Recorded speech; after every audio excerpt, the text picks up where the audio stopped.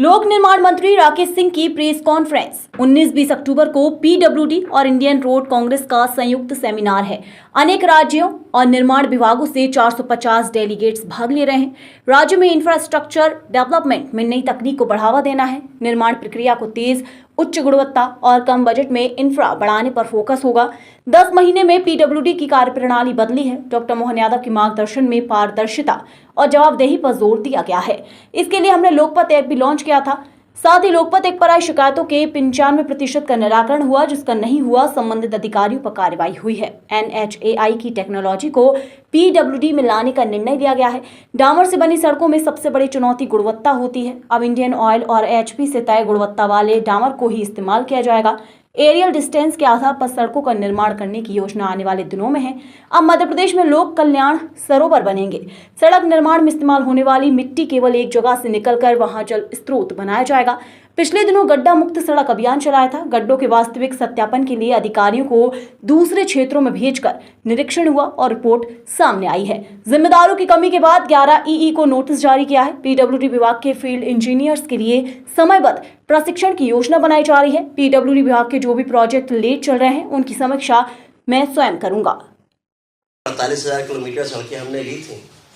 अभी 15 नवंबर तक का समय तय किया है। शायद इसमें 10-15 दिन और बढ़ेंगे कि जब ये सड़कें अधिकतम इसमें मध्य प्रदेश की लोक निर्माण विभाग की जो सड़कें हैं वो सारी की सारी इसके अंतर्गत हम ले लें। बड़ी चुनौती है, लेकिन फिर भी इस चुनौती को स्वीकार कर रहे हैं। इसमें कहीं पर भी जहां गड्ढा है वहां से कोई भी व्यक्ति इस ऐप पे जियो टैग्ड फोटो, जो फोटो लेगा ऐप के माध्यम से वो जियो टैग्ड ही होगी और उसको ऐप में डाउनलोड करेगा तो वो सीधे उसी क्षेत्र के अधिकारी तक पहुंचेगी जिसके क्षेत्र की वो सड़क है। और उसके बाद हमने 7 दिन की समय सीमा इसमें निर्धारित की कि 7 दिन के भीतर उसकी जिम्मेदारी होगी कि इस गड्ढे को भरने के बाद और पुनः उसकी फोटो को वो डालेगा। विशेष रूप से बारिश के समय पर ये कठिनाइयाँ ज़्यादा होती हैं।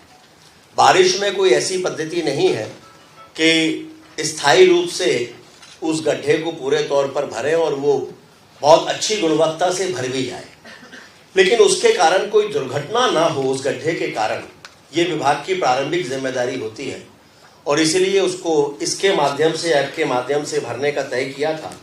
अभी तक लगभग 3,700 शिकायतें इसमें प्राप्त हुई हैं, जिसमें से लगभग 95% शिकायतों का निराकरण 7 दिवस में हो भी गया। 5% शिकायतें ऐसी थी जिनका निर्धारित अवधि में निष्पादन या उसको पूर्णता नहीं प्रदान की गई, तो उस पर संबंधित अधिकारियों को नोटिस दिए गए हैं।